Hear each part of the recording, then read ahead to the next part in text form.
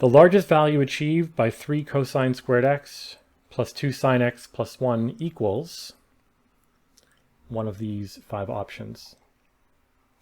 So my instinct here is to use standard calculus methods to maximize this. You could probably approach this with some sort of trig identity as well. Maybe you simplify this into a more straightforward trigonometric expression.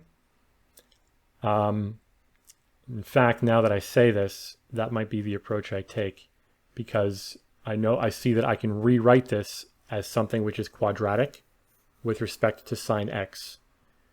And then we're just looking to maximize that quadratic value, that quadratic expression with respect to sine x. We could even try it both ways.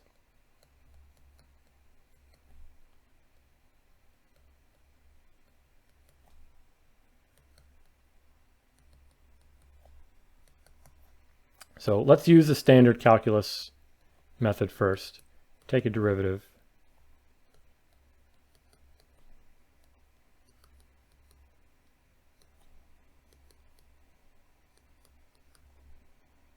So we need this to be equal to 0. This tells us that either cosine x equals 0 or negative 6 sine x is equal to negative 2. So sine x is equal to 1 over 3.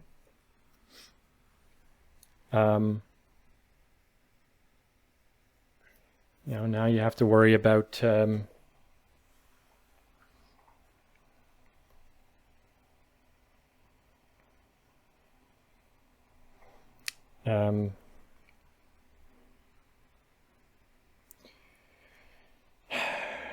trig values of things. So what do these functions look like again?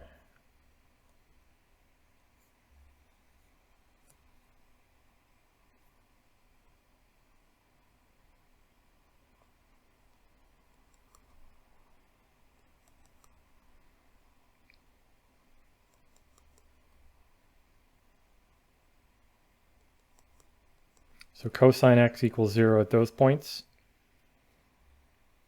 And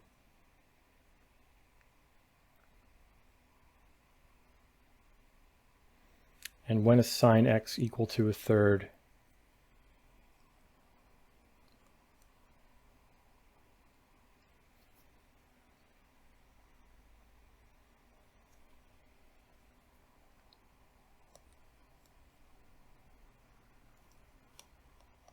Sine x equals 1/3. That's not like a standard ratio, is it? So maybe this is not the best approach to take. Maybe we should really just rewrite this as 3 times 1 minus sine squared x plus 2 sine x plus 1.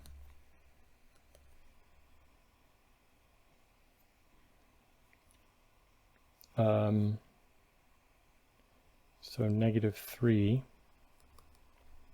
sine squared x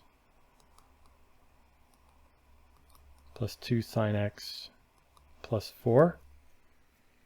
Let's call this negative 3 y squared plus 2y plus 4. And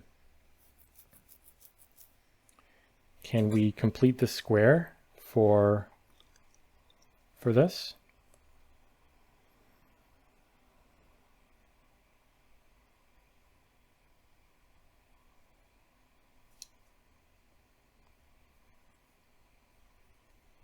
You know what I can do? Let's call this g of y.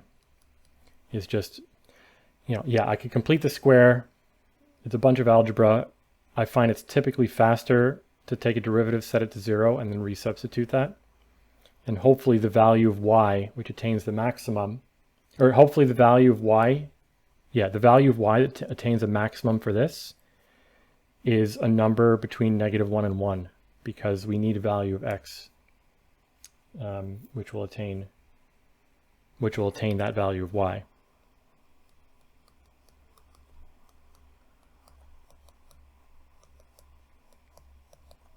Of course, it's 1 over 3. And so now if I take this 1 over 3 and substitute it in, g of 1 over 3 is -3 over 9 plus 2 over 3 plus 4. So that's 1 over 3 plus 4.